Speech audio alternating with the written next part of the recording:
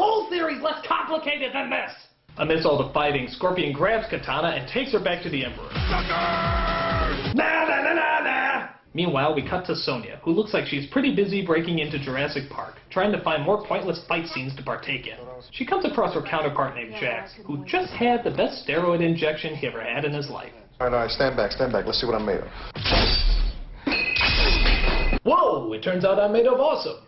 But a lost G.I. Joe action figure comes in to make their escape a little tougher. I come free with any Happy Meal. So ninjas come in as we partake in, gasp, another fight scene. Behold my accessories, they are all sold separately. Be careful of what you hit. One of those buttons might zap Timmy on the electric fence. My batteries are not included, mother. Okay, seriously, how many jump scenes can you have in a friggin' movie? It's like they're fighting in a trampoline factory. Look at these ninjas. The foot soldiers were more threatening than them. A sun chop! So Sonya finds some sort of flammable molten milk or something and blows it at the Tweety Bot, roasting him alive. This is not covered by my guarantee. Then they have to rush out of the building for the biggest, most incredible green screen explosion you've ever seen in your life. You know, guys, you don't have to blow up everything, especially if you don't have, oh, I don't know, the explosion! Meanwhile, Liu Kang roams the desert, searching for some form of life that can help him get Katana back. Instead, he comes across an obvious wolf effect that they could not afford. That 2 seconds of mediocre special effects is known as Nightwolf, a Native American warrior who looks suspiciously like Spirit from G.I. Joe, and is just about as handy. But to beat Shao Kahn, you've got to pass 3 tests. First one's courage. I don't have time for these stupid games! Oh, well, that's not good. The second challenge was stupid games. So Nightwolf tries to help him discover his inner beast by showing him past clips from the other movies. That would bring out anybody's raging inner beast. Look, he's turning into the Hulk! You wouldn't like me when I'm Liu Kangry! What Liu Kang didn't know, apparently, is that when you find your inner beast, hot, half-naked women appear to offer themselves freely to you. With you, Liu Kang, I'm not afraid. I can clearly see that. No! My heart belongs to another. Your heart belongs to another? Who? What, Katana? That chick you've known for less than an hour? How does she own your heart? True, you just met this other woman, but give her a few minutes and you will have known her just as long. Unfortunately, the young lady doesn't take rejection well, as she transforms into a fearsome ninja and starts whooping Liu Kang. Is it okay if we go back to having sex? So it turns out the young woman's name is Jade, and she was just testing Liu Kang. Yeah, that's it. To see if he would give in to temptation. He doesn't, so I guess she's joining him on his quest. I don't know, makes about as much sense as anything else. Meanwhile, we see Sonya and Jax as they too roam through the desert. There they come across, here's a big surprise, someone else to fight!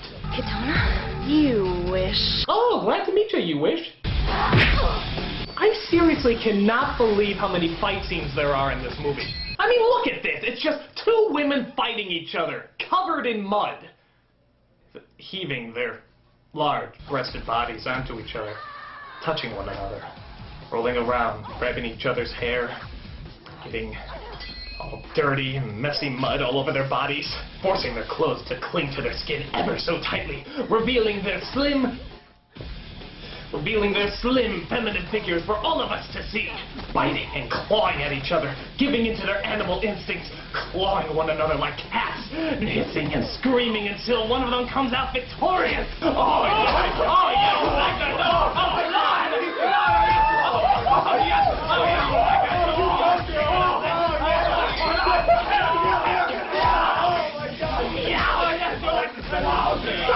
Shut up! Yes, you're a dirty little kitty, aren't you? Just a dirty, dirty little kitty. Yes, you are. You're Oh, yeah.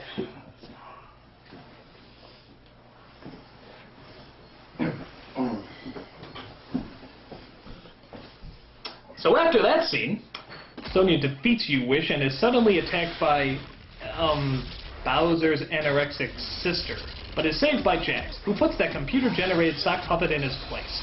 Meanwhile, we see Raiden talking to the gods as he tries to figure out how the Emperor went against the rules of Outworld in Mortal Kombat. Ah! A scene without fighting! Take it away! Take it away! Raiden then rejuvenates himself, trying to pull off the Billy Idol look, as he meets up with the rest of our heroes. We find out that our heroes have to travel to Outworld to rescue Katana and, I guess, remove the spell from her mother that makes her all vampirish. Faster than you can say, STOP fighting! Another fight scene pops up, as we see Raiden split from the team to take on some more ninjas.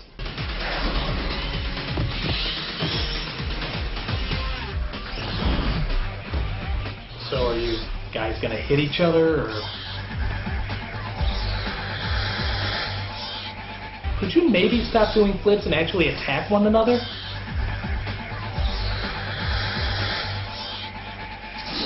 Will somebody just throw a punch? For crying out loud, this isn't Mortal Kombat. It's Mortal Ballet.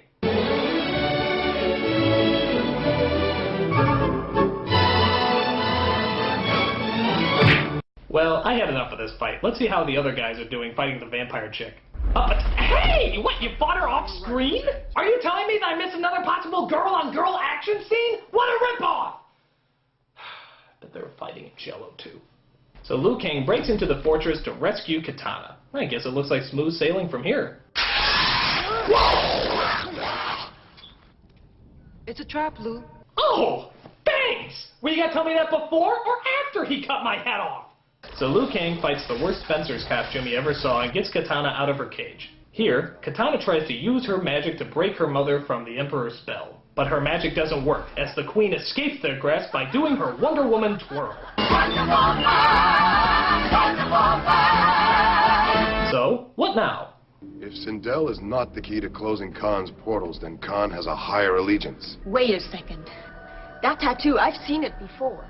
It is a permanent mark that allows safe passage through the portals for the bearer and his passengers. You know, I think I just figured out one of the major problems with this movie. There's no story. There's just explaining. How do we stop Khan? Let me explain. Where do we go next? Let me explain. It's just explaining and fighting, and I get enough of that from my own government. So please, explain to us why you have that tattoo. My father is an elder god. If your father's an elder god, what does that make Khan? Shao Kahn is my brother. Alright, enough of these cliches. Let's just jump to the final fight scene where our heroes face off against Khan and his warriors. But wait a minute, why isn't Raiden coming? Oh, I know. Perhaps he has some sort of foolproof backup plan to sneak in and stop the Emperor, taking him by surprise. So, tell us, Raiden, God of Lightning, what's your strategy to help our team? I will pray for you all. You! Get your in there, Thor! I mean, what, is he literally standing somewhere in the back shouting, "Don't worry, I'll bravely watch you die from the sidelines"? After he does some serious soul-searching, Raiden does finally come to his senses and fight his brother. Finally, a groundbreaking epic duel. God versus God, brother versus brother. An incredible battle that will no doubt be the highlight of... Why were you even in this movie? Game over. Suckality. Alright, so our heroes have to deliver the big fight as they use their martial arts skill to their full potential. Best death ever. It's up to Liu Kang to stop the evil Emperor now, but in what way should it be decided? Will be decided as it should be. Immortal Kombat. Yeah!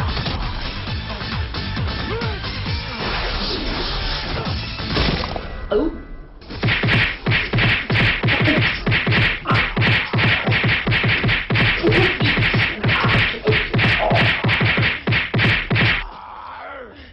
Mortal Kombat!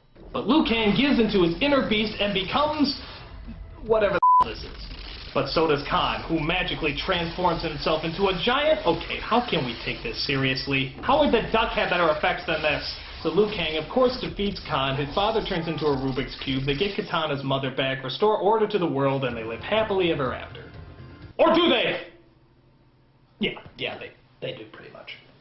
But I don't! I mean, this movie makes the first Mortal Kombat look like a masterpiece! I mean, nothing in this movie makes any sense or has anything resembling positive entertainment. So does that make the first Mortal Kombat a good movie?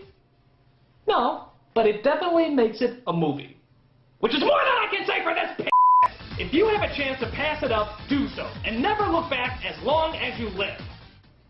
Oh, I'm the Nostalgia Critic guy, remember it? So you don't have to.